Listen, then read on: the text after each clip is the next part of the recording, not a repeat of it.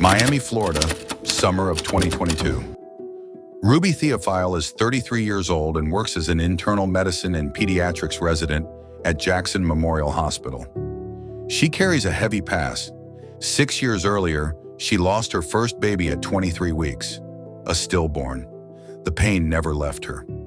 This new pregnancy started with the label high risk, polycystic ovary syndrome, and a short cervix meant preterm labor could strike at any moment. Her doctor colleagues warned her constantly. Every morning, Ruby woke up, placed her hand on her belly and whispered, "Please hold on one more day." From week 20 onward, checkups every 2 weeks. Then at exactly 25 weeks, during a routine ultrasound, everything changed. While lying on the exam table, Ruby suddenly felt intense pain. Her water broke, contractions came one after another.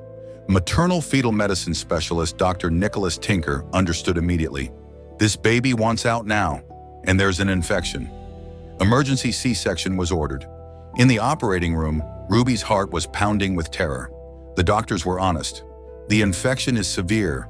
The chances of the baby surviving are very low. Ruby closed her eyes and begged silently, "God, I can't go through that pain again."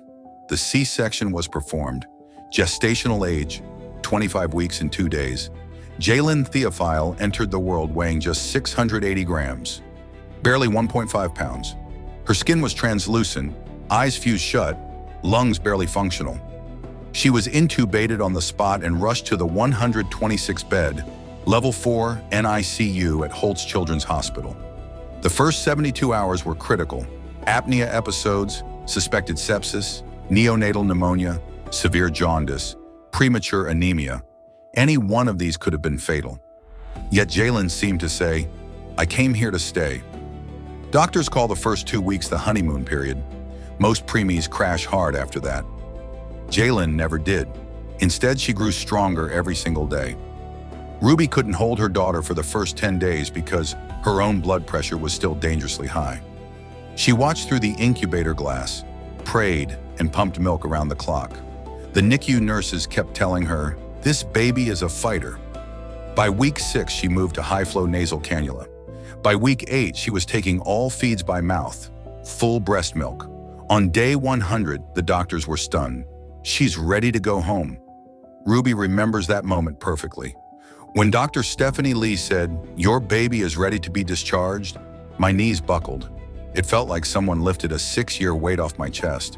The first time Jalen cried in my arms, I whispered, "We did it." Today, Jalen is almost 3 years old. She runs, talks, laughs, and gets perfect reports at every checkup. Every year, Ruby returns to the NICU with thank you cards and new photos of Jalen. On each card, she writes the same sentence. "After my stillborn, Jalen was God's way of telling me, never give up hope."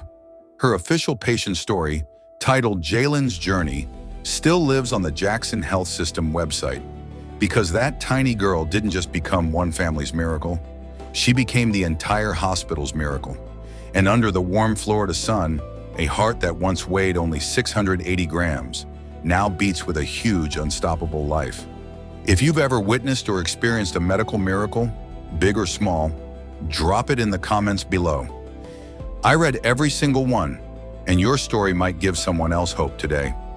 Thank you for watching. Don't forget to like, subscribe, and hit the bell so we can keep sharing stories of hope together. See you in the next one.